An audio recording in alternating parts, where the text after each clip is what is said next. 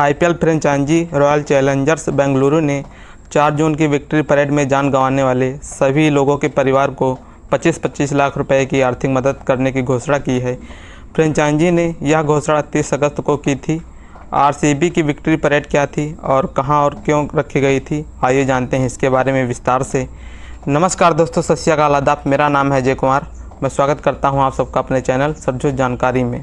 साल 2008 में टी20 cricket tournament शुरू होने के बाद से केवल 8 अलग अलग टीमें आईपीएल चैंपियन बने। राजस्थान रॉयल पहले आईपीएल संस्करण की विजेता थी। इंडियन प्रीमियर लीग भारत की प्रमुख टी20 प्रतियोगिता है। साल 2008 से भारतीय क्रिकेट कंट्रोल बोर्ड यानी बीसीसीआई द्वारा इसका आयोजन किया जा रहा है और इस बार रॉयल चैलेंजर्स बेंगलुरु ने 18 साल बाद आईपीएल 2025 जीतकर अपना पहला खिताब जीता, जो कि 2008 से उनको इंतज़ार था, जब आरसीबी की टीम इस साल पहली बार आईपीएल चैंपियन बनी।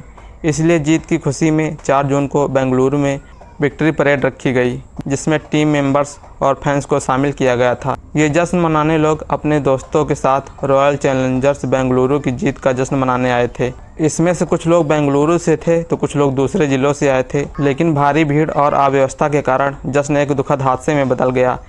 इस हादसे में कुल 11 लोगों की मौत हुई और लगभग 50 लोग घायल हुए। बेंगलुरु के चिन्नास्वामी स्टेडियम में हुई भगदड़ में जान गंवाने वाले सभी लोग 35 साल से कम उम्र के थे। सबसे छोटी पीड़िता 13 साल की दिव्यांशी थी। मरने वालों में 3 TNAR और 6 युवा थे, जिनकी उम्र 20 से 30 साल के बीच थी। इस भगदड़ में मरने और घायलों का जिम्मेदार कौन है, फ्रेंचाइजी रॉयल चैलेंजर्स बेंगलुरु या प्रशासन?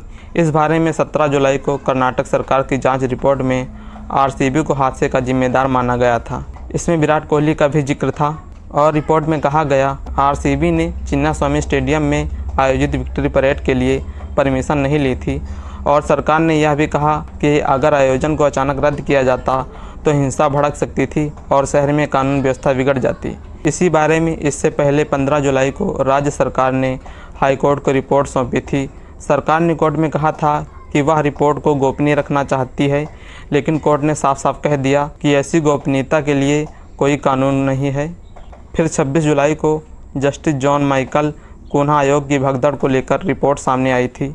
इसमें स्टेडियम को बड़े आयोजन के लिए असुरक्षित बताया गया था। रिपोर्ट में कहा, स्टेडियम की डिज़ाइन ऐसी नहीं है कि वह बड़ी संख्या में लोग सुरक्षित तरीके से इकट्ठा हो सकें। स्टेडियम में भीड़ नियंत्रण, प्रवेश और निकासी व्यवस्था, पार्किंग और इमरजेंसी प्लान जैसी बुनियादी सुविधाओं की गंभीर कमी थी।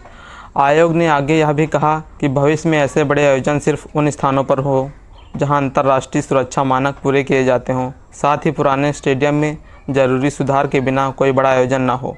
कहा तो ये भी गया था कि स्टेडियम में 30 सितंबर से 2 नवंबर तक महिला वनडे वर्ल्ड कप के शुरुआती और सेमीफाइनल मैच होने थे। यह मैच होंगे या नहीं, यह अभी तय नहीं हुआ है, लेकिन कर्नाटक राज्य क्रिकेट संघ ने अपने राज्य स्तरीय टी20 लीग महाराजा ट्रॉफी को भी दर्शकों के बिना कराने का फैसला किया है। कमेटी ने आरसीबी फ्रेंचाइजी, उनके इवेंट पार्टनर डेंडे एंटरटेनमेंट और कर्नाटक राज्य क्रिकेट संघ को इस हादसे का जिम्मेदार ठहराया है।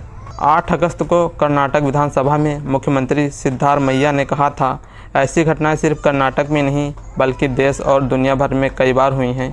पिछले 10 सालों में भाजपा शासित राज्यों में ही 20 भगदड़ें हो चुकी हैं। सिद्धारमैया ने कहा कि इसके लिए कांग्रेस सरकार जिम्मेदार नहीं है। भगदड़ हमेशा भीड़ के अचानक बेकाबू हो जाने से होती है। बेंगलुरु के लोगों ने आरसीबी की जीत को अपनी जीत माना।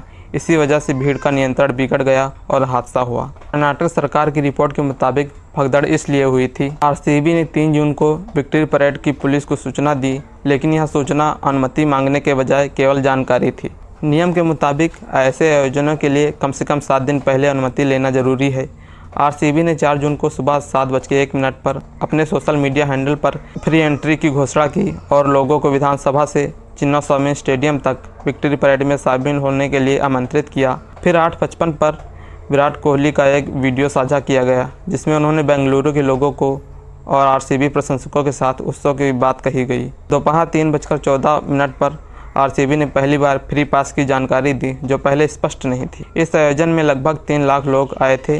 30 अगस्त को फ्रेंचाइजी आरसीबी ने 4 जून की विक्ट्री परेड में जान गंवाने वाले सभी 11 लोगों के परिवार को 25-25 लाख रुपए की आर्थिक मदद करने की घोषणा की है। फ्रेंचाइजी ने इस बारे में सोशल मीडिया पर पोस्ट में लिखा, हमने आरसीबी परिवार के 11 सदस्यों को खो दिया है। वह हमारा हिस्सा थे। हमारे शहर, हमारे समुदाय और हमारी टीम को मिसाल बनाने वाली चीज़ों का हिस्सा थे। उन परिवारों की मदद किसी भी रकम से नहीं हो सकती, लेकिन सम्मान के तौर पर हम 25-25 लाख की मदद करना चाहते हैं। यह आर्थिक रूप से एक मदद नहीं है, बल्कि एकता और देखभाल का वादा है। आरसीबी केयर्स की भी शुरुआत हुई है, जो लंबे समय तक चलेगा और अपने फैंस के लिए कुछ अच्छा करने की कोशिश करेंगे। आप आरसीबी के इस फैसले के बारे में क्या सोचते हैं? कमेंट में अपनी राय ज़रूर दे दीजिए। तो आज के लिए इतना ही। धन्यवाद। जय हिंद, जय भारत।